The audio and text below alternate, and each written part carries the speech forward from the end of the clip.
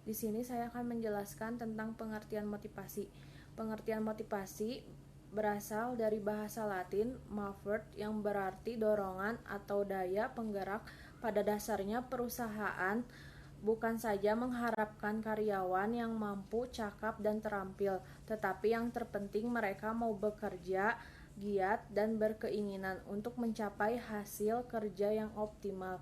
Kemampuan, kecakapan, dan keterampilan karyawan tidak ada artinya bagi perusahaan. Mereka tidak mau bekerja keras dengan mempergunakan kemampuan, kecakapan, dan keterampilan yang dimilikinya. Selanjutnya saya akan menjelaskan tentang jenis-jenis motivasi. Jenis-jenis motivasi diantaranya motivasi positif, insentif motivasi, manajer memotivasi bawahan dengan memberikan hadiah kepada mereka yang berprestasi baik. Terus yang kedua, motivasi negatif, insentif negatif, manajer memotivasi bawahan dengan memberikan hukuman kepada mereka yang pekerjaannya kurang baik, prestasi rendah. Selanjutnya tujuan memotivasi.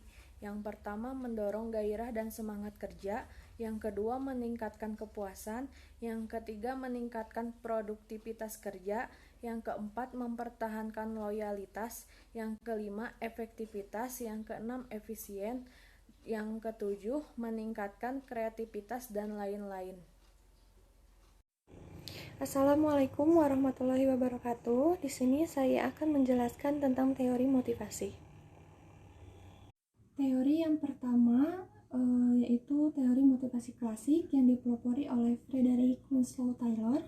Ia menyatakan bahwa motivasi para pekerja hanya untuk dapat memenuhi kebutuhan dan juga kepuasan biologis saja. Kebutuhan biologis adalah kebutuhan yang diperlukan untuk mempertahankan kelangsungan hidup seseorang. Kebutuhan dan kepuasan biologis ini akan terpenuhi jika gaji berupa upah uang ataupun barang yang diberikan itu cukup besar. Jadi jika gaji atau upah karyawan dinaikkan, maka semangat bekerja mereka itu akan meningkat. Maka dapat dijelaskan juga bahwa manusia itu termotivasi karena adanya tuntutan untuk memenuhi kebutuhan dan kepuasan biologis, di mana kepuasan biologis tersebut berpengaruh oleh besar kecilnya gaji atau upah yang diperoleh. Teori selanjutnya yaitu teori Maslow Need Hierarchy Theory yang dikemukakan oleh Abraham Maslow pada tahun 1943. Teori ini menyatakan bahwa kebutuhan dan kepuasan orang banyak, yaitu kebutuhan biologis dan psikologis berupa material dan juga non-material. Maslow juga menyatakan bahwa dasar dari teori kebutuhan ini adalah manusia sebagai makhluk sosial yang berkeinginan. Ia selalu menginginkan lebih banyak, keinginan yang terus-menerus dan baru akan berhenti jika akhir hayatnya tiba. Lalu, suatu kebutuhan yang telah dipuaskan tidak menjadi alat motivasi bagi pelakunya. Hanya kebutuhan yang belum terpenuhi yang menjadi alat motivasi. Lalu, kebutuhan manusia itu bertingkat-tingkat, yaitu ada physiological needs, yaitu kebutuhan yang diperlukan untuk mempertahankan kelangsungan hidup seseorang, yaitu seperti makan, minum, tempat tinggal, dan yang lainnya. Lalu yang kedua ada safety dan security need, yaitu kebutuhan akan keamanan dari ancaman, yakni merasa aman dari ancaman kecelakaan dan keselamatan dalam melakukan pekerjaan. Yang ketiga ada affiliation or acceptance need, yaitu kebutuhan sosial, teman, dicintai serta diterima dalam pergaulan kelompok dan lingkungannya. Lalu selanjutnya yang keempat ada esteem or status need, yaitu kebutuhan akan penghargaan diri, yaitu pengakuan serta penghargaan dari masyarakat dan lingkungannya. Yang terakhir ada self-actualization, yaitu kebutuhan akan aktualisasi diri dengan menggunakan kecakapan, kemampuan, keterampilan, dan potensi optimal untuk mencapai prestasi kerja yang sangat memuaskan atau luar biasa yang sulit dicapai oleh orang lain. Teori motivasi yang ketiga yaitu Herzberg two-factor motivation theory. Herzberg menyatakan bahwa orang dalam melaksanakan pekerjaannya itu dipengaruhi oleh dua faktor, yaitu maintenance factor atau faktor-faktor pemeliharaan yang berhubungan dengan hakikat manusia yang ingin memperoleh ketentraman badannya. Misalnya orang yang lapar akan makan, dan motivation factor yaitu menyangkut kebutuhan psikologi seseorang, yaitu perasaan sempurna dalam melakukan pekerjaan. Misalnya seseorang yang bekerja membutuhkan ruangan yang nyaman. Selanjutnya ada Maxwellian Achievement Motivation Theory. Teori ini berpendapat bahwa karyawan mempunyai cadangan energi potensial. Bagaimana energi ini dilepaskan dan digunakan, motivasi seseorang itu tergantung pada kekuatan dan dorongan motivasi seseorang dan situasi serta peluang yang tersedia. Maxwellian mengelompokkan tiga kebutuhan manusia yang dapat memotivasi gairah bekerja, yaitu yang pertama kebutuhan akan prestasi, yaitu kebutuhan ini akan mendorong seseorang untuk mengembangkan kreativitas dan mengarahkan semua kemampuan serta energi yang dimiliki demi mencapai prestasi kerja yang optimal. Yang kedua, ada kebutuhan akan afiliasi, yaitu kebutuhan ini yang merangsang gairah seseorang untuk bekerja seseorang karena setiap orang menginginkan kebutuhan akan perasaan diterima oleh orang lain, dihormati, kebutuhan akan perasaan maju dan tidak gagal, dan kebutuhan akan perasaan ikut serta. Yang terakhir, ada kebutuhan akan kekuasaan. Kebutuhan ini merangsang dan memotivasi gairah seseorang serta mengarahkan kemampuan demi mencapai kekuasaan atau kedudukan yang terbaik dalam suatu perusahaan atau organisasi. Selanjutnya, ada motif berprestasi dalam kewirausahaan.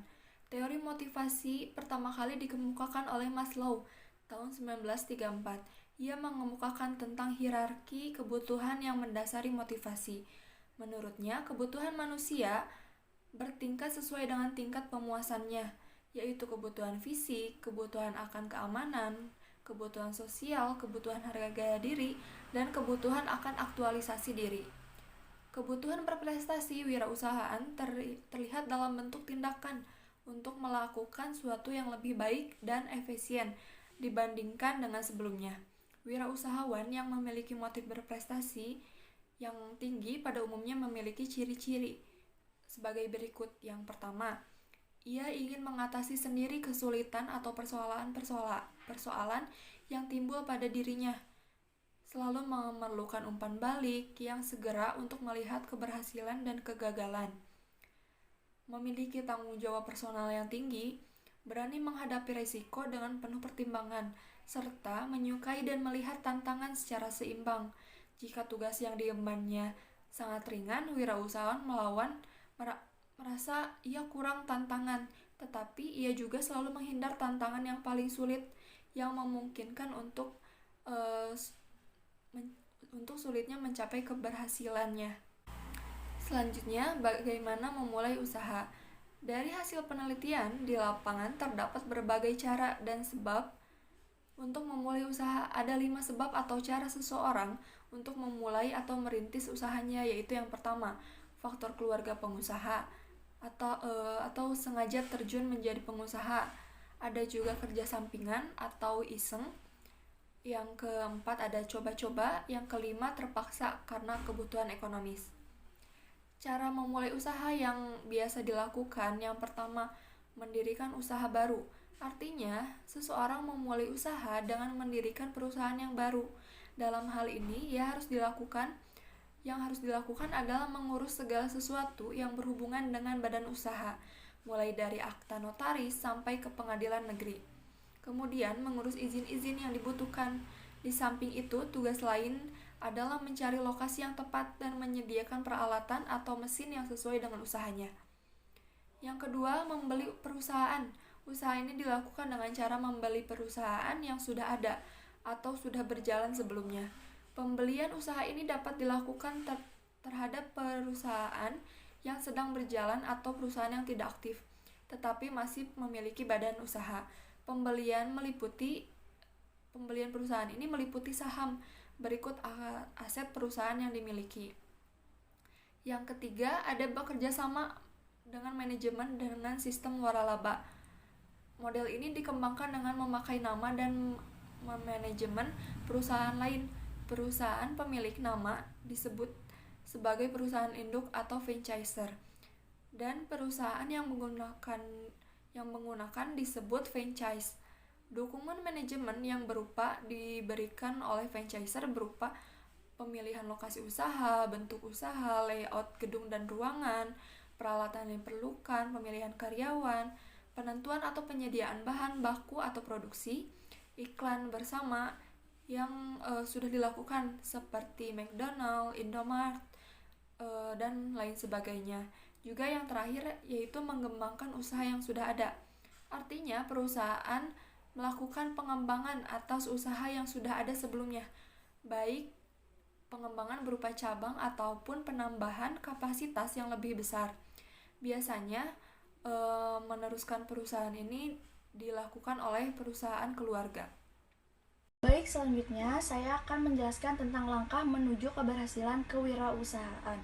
Yang pertama di sini, untuk menjadi wirausahawan yang sukses, seseorang harus memiliki ide atau visi bisnis yang jelas serta kemauan dan keberanian untuk menghadapi resiko baik berupa waktu maupun uang.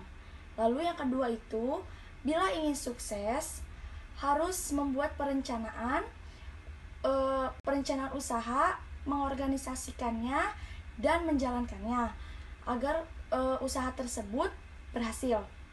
Lalu, selain harus bekerja keras sesuai dengan urgensinya, wirausahawan harus mampu mengembangkan hubungan baik dengan mitra usaha maupun pihak yang berkaitan dengan kepentingan perusahaan. Lalu, selanjutnya, apa aja sih faktor pendorong dan penghambat kewirausahaan?